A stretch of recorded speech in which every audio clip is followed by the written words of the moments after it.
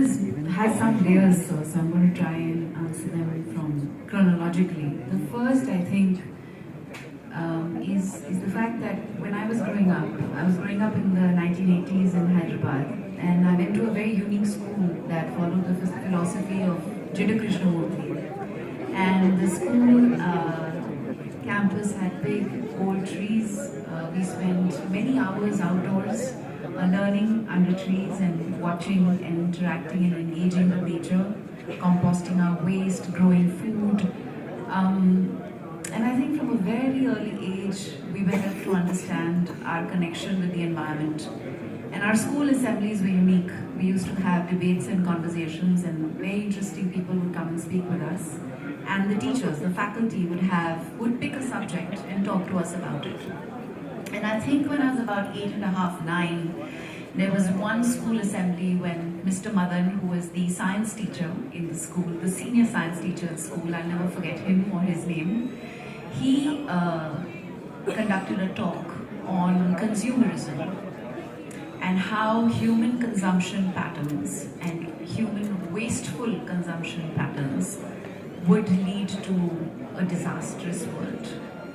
And that, he spoke about the alarm bells of climate change that had started to ring, the fact that the pre-industrial era was not as wasteful as the post-industrial era has become, and how all of that was changing the climate of our world, and how that would then impact our lives, our well-being, our peace, our livelihood, and all else.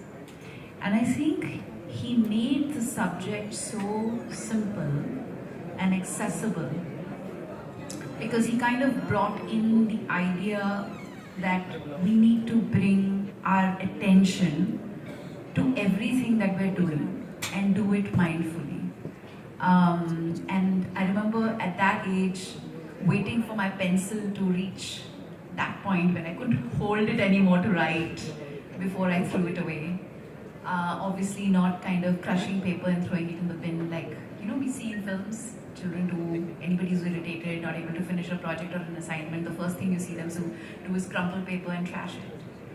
And these are narratives that get ingrained in the way we think and perceive and behave in real life. And I think this teacher kind of sparked something in us, and we actually became extremely mindful of how we were consuming resources, whether it was the water, so turning off the tap while we were soaping our hands, down to even, making sure, of course, at home in Hyderabad, we were only having bucket baths, right through our childhood, and we continue to.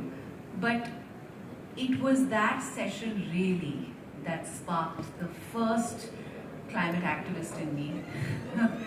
The early beginnings of activism started then.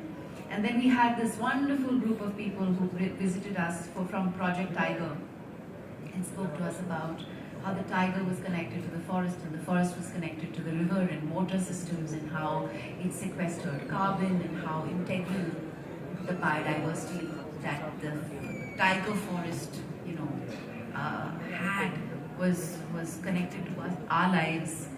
And I remember going around with one little tin can covered with a paper which said Project Tiger, and your 150 rupee note will help me save India's tigers. And I remember going around trying to collect money as a child, and I truly believed that every single 50 rupee note that I was collecting would contribute to saving our tigers. Apparently we've succeeded. So credit to Project Tiger and the phenomenal work they did in transforming the way children perceived